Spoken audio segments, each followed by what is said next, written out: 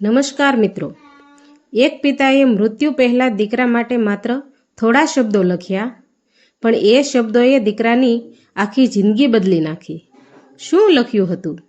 અંત સુધી જરૂર સાંભળજો. તો વાર્તાનું નામ છે માતા પિતાનો છેલ્લો આશીર્વાદ. રમેશ શહેરમાં મોટી કંપનીમાં મેનેજર હતો. પૈસાની કોઈ કમી નહોતી. મોટું ઘર, ગાડી અને સુખ સગવડો બધું હતું. પરંતુ ગામમાં રહેતા તેના 70 વર્ષના માતા પિતા તેને માટે તેની પાસે સમય નહોતો. દર મહિને પૈસા મોકલાવી દેતો અને મનમાં વિચારે, પૈસા મોકલું છું એટલે મારી ફરજ પૂરી થઈ ગઈ. ગામમાં વૃદ્ધ પિતા દર સાંજે ઘરની બહાર ખુરશી પર બેસીને રસ્તા તરફ જોતા.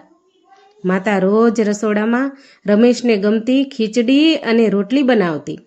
પછી યાદ આવતું કે દીકરો તો વર્ષોથી આવ્યો જ નથી. એક દિવસ પિતાએ માતાને કહ્યું, આજે મન થાય છે કે આપણો દીકરો એકવાર સામે બેસીને 2 શબ્દ બોલી જાય.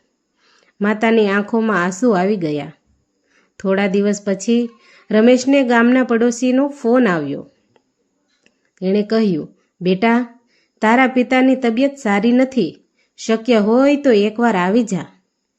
રમેશે જવાબ આપ્યો, અત્યારે તો મીટિંગ છે, 2-3 દિવસ પછી આવીશ.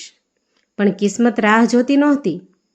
2 દિવસ પછી ફરી ફોન આવ્યો, બેટા, હવે જલ્દીથી આવી જા. રમેશ ગામ પહોંચ્યો.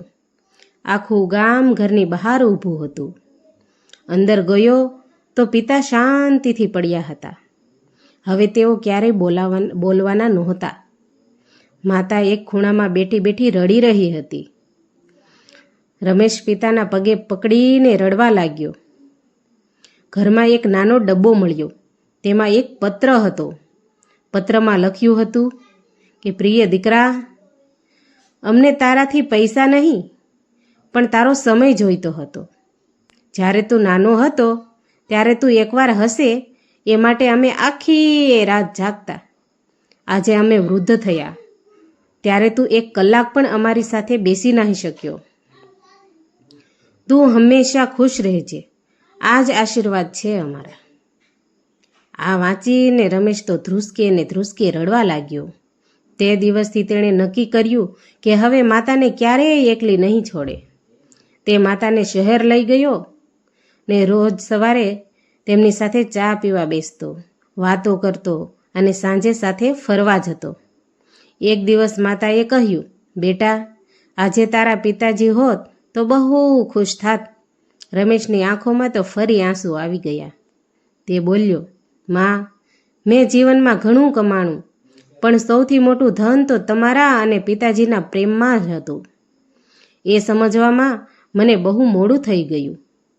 માતાએ તેના માથા પર હાથ ફેરવ્યો અને કહ્યું, બેટા, માતા પિતાનું દિલ એવું હોય છે કે સંતાન ભૂલ કરે તો પણ આશીર્વાદ આપવાનું ક્યારેય બંધ નથી કરતું.